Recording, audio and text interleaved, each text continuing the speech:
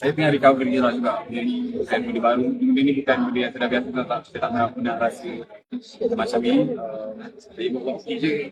Dia tu yang terima kasih juga semuanya syuting dan kawan-kawan saya. Abang Remy, ada Syafiq, ada semua kawan-kawan Nasti, semua diorang yang hari-hari. Saya tahu diorang tahu yang saya tengah down, tapi diorang tak buka macam itu. Tapi diorang kerja, diorang happy dengan saya kosong. Tak sangka jadi macam ni.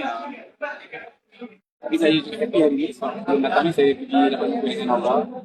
Lebih lama jadi kena main dengan dia dulu lah. Lepas kelas hari tu terjumpa kan. Saya jumpa, saya thanks juga dekat saya Syah, saya pergi keluar. Saya nak spend time dengan dia. Happy hari. Last tu video tu, tu last. Okay. 15 lah. Tak, I mean, sebab dia masa tengok dia macam dah nak macam nak kena jumpa sini. So dia tak pakai baju tadi. Saya main dengan dia tak pakai baju dekat playground kat bawah tadi. Kuantan jadi saya pergi saya orang. Jadi apa je time free sekarang ni dia memang akan cari ruang cari time untuk jumpa. Sebenarnya bila tak ada. So mesti dia kira dia time untuk jaga dia kerja kan. Saya buat masa lagi sini. Yang kedua di sini saya tak boleh lagi nak berbayar dengan Haura lagi lah. Tapi dapat pegang, dapat jumpa experience ni pasti happy dah. Saya juga happy. Cuma saya ni lah, Haura tadi mula dia macam dia sombong kan. Biasa macam mula. Tapi lepas saya belakang gerak tadi dia baru dia nangis. Tak nak pas apa semua. Saya macam start masa kejap. Dia menangis tak hari dia. Dia pun nangis.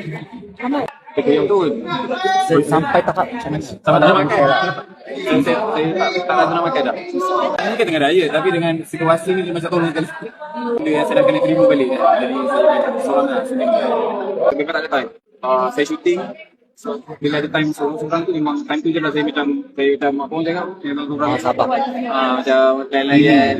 Bila jumpa bila balik lah. Bila habis shoot dia masih duduk bilik dengan orang. Dia duduk, dia tak keluar. Dia duduk fikir semayang lah, berbual lah apa yang boleh saya nak kata dia membantu, tak boleh nak cakap membantu sangat. Tapi Alhamdulillah saya banyak kerja, sebenarnya banyak kerja. Alhamdulillah syukur sangat sebab kerja tu banyak.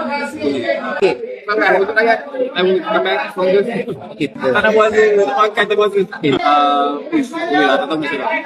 Jadi goyak, saya jujur goyak. Puasa raya tu macam goyak. Tak pernah saya sebelah sana, okey. Sebab awak ada kan. Saya pelik jam dia, saya akan goyak. Itu je.